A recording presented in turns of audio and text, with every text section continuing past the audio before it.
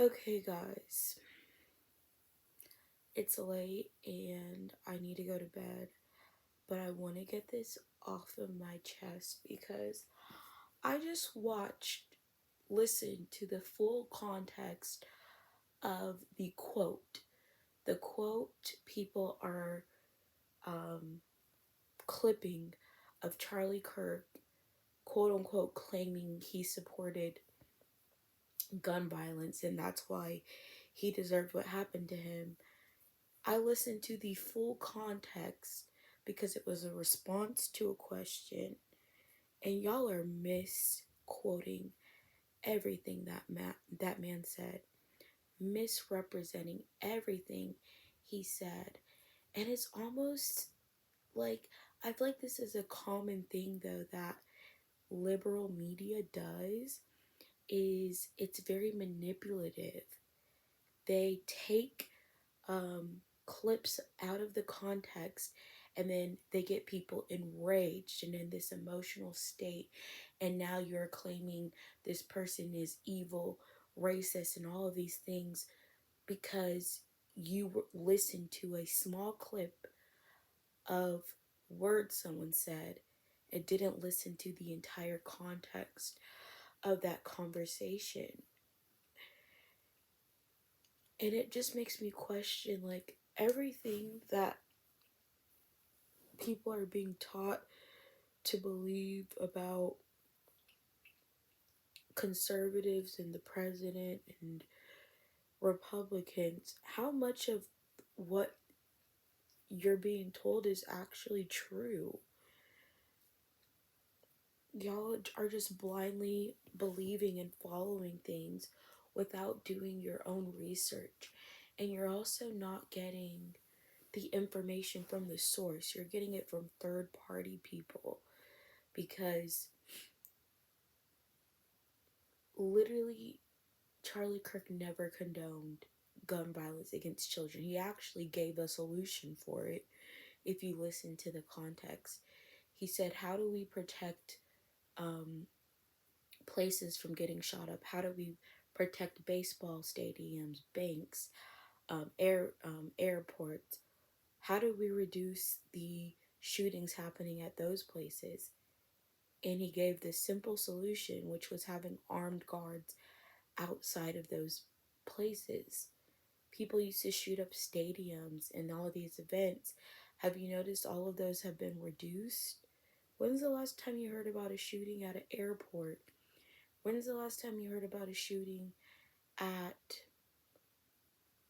a baseball game? You know, football stadiums are on lockdown. They have the clear bag policy and all of those things. And basically, he said the solution is having armed guards outside of schools to prevent school shootings.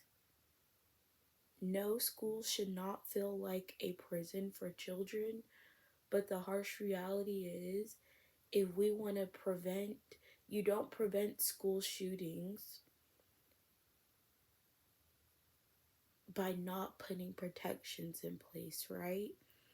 The protection shouldn't be the reaction to if someone is armed, comes to the building. It should be preventing an armed person from even getting into the building, which is common sense.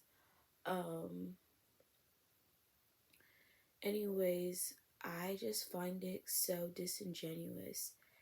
Um, how many people are trying to paint him as being this evil, vile person by misquoting and misrepresenting what he actually stood for in order to further their hatred towards him and about him. This man died, and you are still spewing hateful rhetoric about him and calling him a horrible person. And I don't think that's right either. And I was thinking about this in prayer. I was just thinking about it. How do you respond to the amount of hate people have in their hearts and all all I could hear was, "Forgive them, for they know not what they do," which is what Jesus's last words were while he was being crucified on the cross. He was praying for the people crucifying him to be forgiven. Is the example Jesus set. And I was just really thinking about that, how Jesus was hated by his peers to the point that they crucified him. Like, I want you to understand, Jesus, the most pure, holy, righteous person, sinless, was hated by his peers. And he was hated for his words. He was hated for what he said. He healed people. He never caused harm to anybody. They hated Jesus for his words. And I want you guys to hear what I'm saying. This is a spiritual battle. That is what is being exposed. Especially if you're a Christian, you should not be supporting anything that happened to Charlie Kirk. As a Christian, you should not support that at all, because it's not the example Jesus gave. If Jesus was praying for the people who were persecuting him, for them to be forgiven, for they know not what they do, then you should be doing the same things. The people who hated Jesus the most, Jesus was asking God to forgive them. That's the example that Jesus set.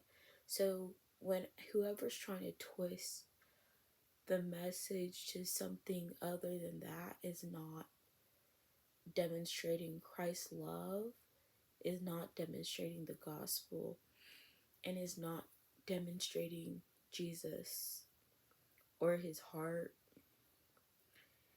And I fear so many people are so blinded by their hatred, their own hatred. Well, first I would say they're biased to their political views that have led to them becoming their hatred of the opposition. I think that is such a problem, and that's why I feel like people have become so uncaring, unkind, desensitized, dehumanizing towards other people because they don't share their political views.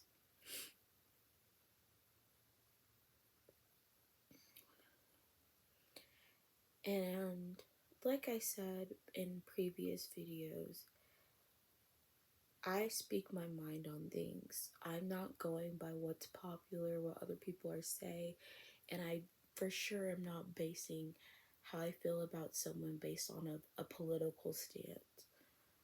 I'm saying how I feel as a Christian about this issue, and the issue that I see is that people are unloving, unkind, and celebrating someone's death because they have hatred in their heart, while claiming the person who was killed is hateful. The irony of calling someone evil while participating in evil is what I can't comprehend. How do you see evil in everyone else but yourself? How are you so blind to the hate in your own heart? Why can't you see your own problems? And I think part of it is a pride issue. A lot of people have built this pride around their political beliefs and believing their political beliefs make them more moral or make them a good person. Um, and that has led to exactly what I just said. People being unaware, not even self aware of their own evil and hatred within their own hearts, while calling everyone else evil and hateful, doing the exact same thing but believing you're righteous. Um, Lacking humility, lacking in love towards other people. None of those are Christ-like behaviors, by the way, but anyways, it's just like I said, I feel like part of the reason that even though I didn't listen to Charlie Kirk, and I want people to understand, they're like, why aren't you speaking about out against all the other evils that have happened? No one's justifying those evils. That's why I feel like that's the difference, right? If people were supporting and celebrating children being murdered in school, that would be one thing. I'm speaking out against the evil that I see happening because people are celebrating this man's death and what happened to him and mocking it and demonizing him.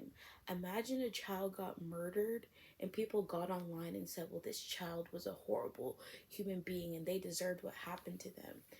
Because your hatred of Charlie Kirk, people's hatred of Charlie Kirk's beliefs is blinding them to the fact that what they're doing is evil. They're full of so much hate, they can't see the humanity of him, whether they agree with him or not. I feel like that's the problem. That's why so many people are speaking out, because we see how many people's hatred is being spewed, and it's evil. I just watched this person say, like, she encountered a demon when celebrating with some liberal friends about Charlie Kirk's death, because it's demonic. It's very demonic to celebrate evil and murder and someone being killed. God is not going to celebrate someone who condones evil. And I even had someone comment, I don't mourn for him because I didn't like his views. And then I saw a video of his wife crying, I'm presuming on the way to his funeral, and I broke down seeing that.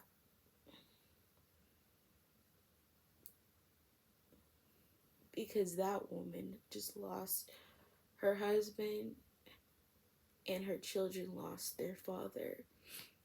And to have people celebrating that death, I can't imagine what it feels like to be in that situation. And it brought tears to my eye. Because how can you not sympathize with what she's going through? That's what I'm saying. Like, I don't have hatred in my heart. I don't have any hatred in my heart for anyone. That's why I can sympathize.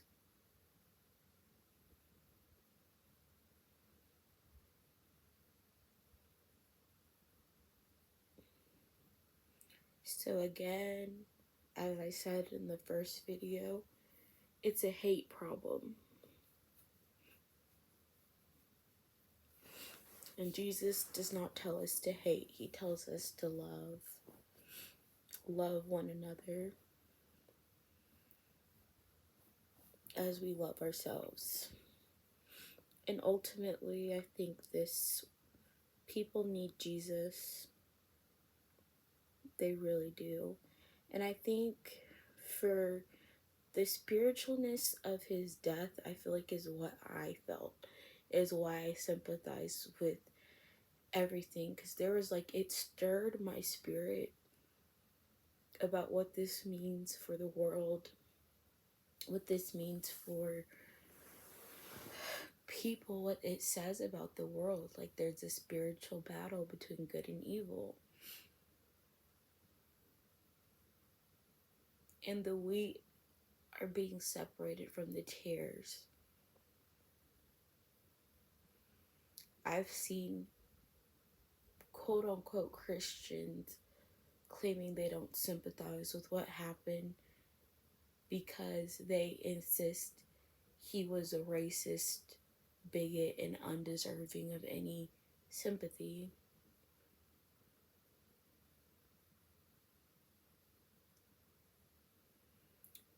And personally, I would say, even if that's how you feel, how dare you say that about someone who's died? Like, you could just say nothing. There's people mourning that person's death, and you feel now's the time to vocalize how much you dislike him and how much you hate him and how you feel he's such a horrible person. What does that say about you? You care more about demonizing this person who's just passed away's character than allowing the people who loved him and cherished him to mourn his death.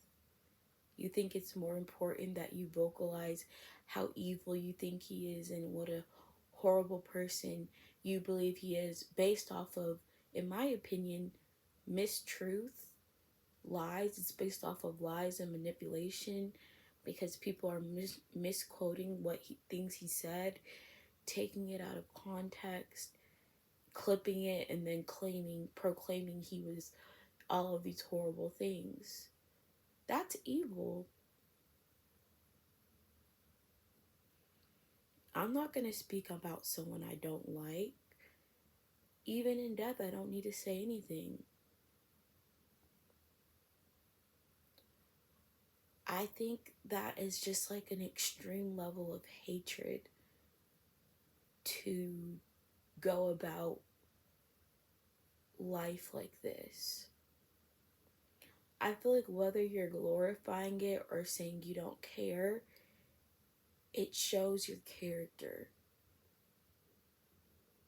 I mean, not caring, I guess no one can force you to care about someone you don't know or anything, but you certainly don't have to speak ill about someone you don't know. No one's forcing you to do that. So again, I have to stand on principles that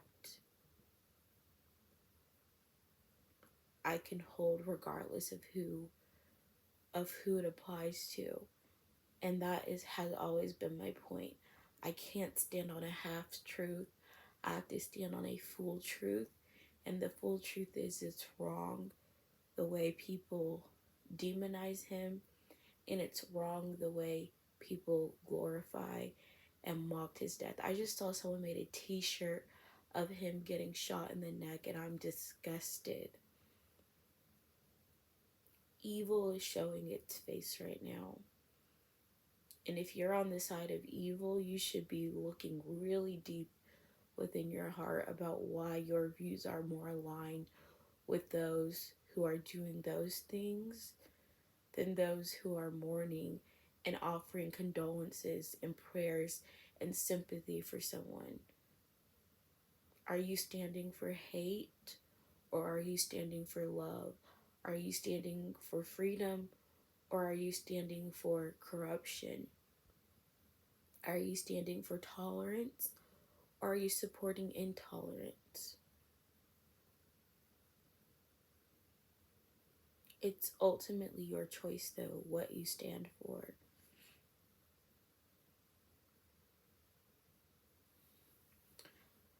This world needs more love, and it needs Jesus. Jesus is the answer, is the solution. And that's all I have to say.